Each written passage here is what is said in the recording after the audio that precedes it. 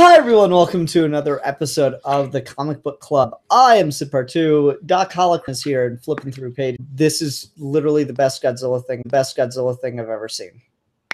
Ooh, tough question. In line with some of the tone of this one, but it's nowhere near as epic and cool as shit. I think the reason because instead of trying to tell a story of like one Godzilla attack or one Godzilla fight that's like brewing the whole movie, we get multiple ones, and they're the backdrop of this guy's life. And they're not even the backdrop. They are this guy's life. This guy's life revolves around Godzilla attacks.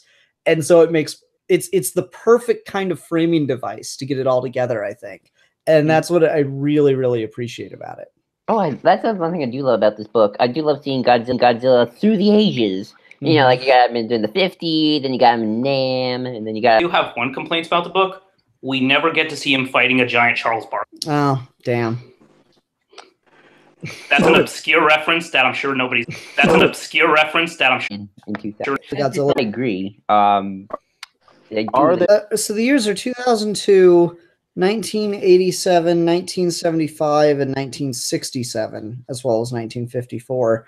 So I'm not really sure if there's any significance to the years, or if they're just, you know, chosen to take place in very particular eras of history. Like, God, I love my favorite issue of this is the Vietnam one. That, like, a lot of this is really good, and I like different things about it.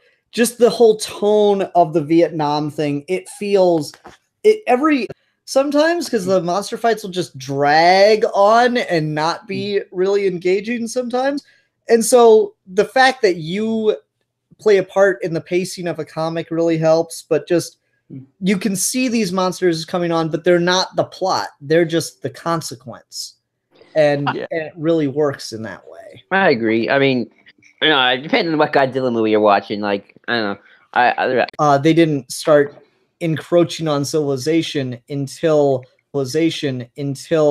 what is it, Denrick or whatever, the guy's devoted to saving people. Like, right from the beginning, he puts the tank in the line of fire and everything just to try to save the civilians, and it's like that's his first big taste of action. And then he needs to take it out on someone, and so they go and they find Deverick, and then you get in Bombay. He goes out for a smoke. Oh, it's AMF, my bad.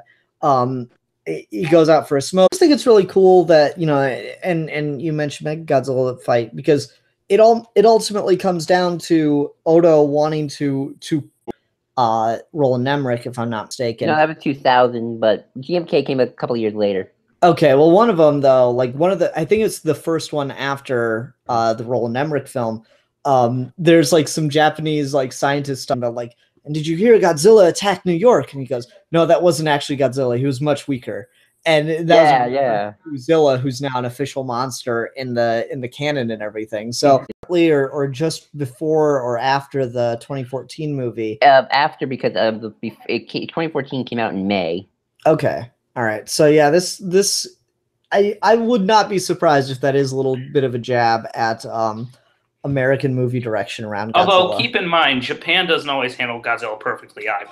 I mean, certainly. Some movies are better. I love it. Yeah, it's so cool that he's got such a great talent for both of these things.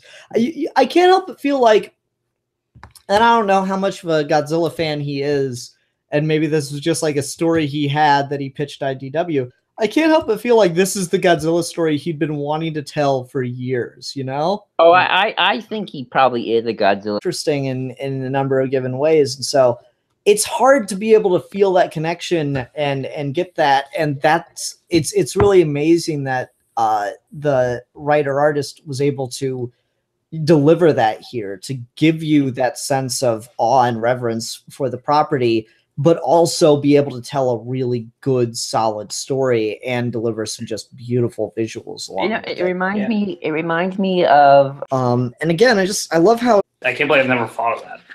Like, and be such a threat along with Ghidorah. And just damn, that ray must be, or that signal device must be super powerful if it's attracting monsters from outer space too.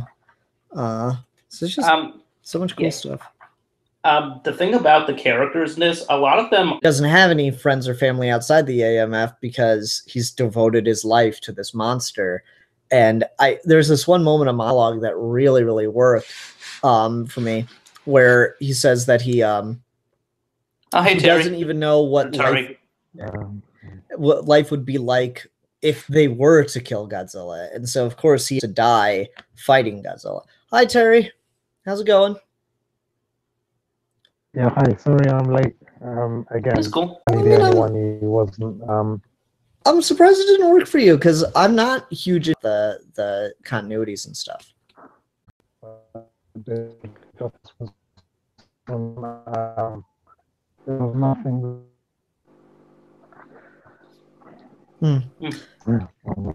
Terry, you're cutting out in and out really bad, unfortunately. I'm having a really hard time catching what you're saying.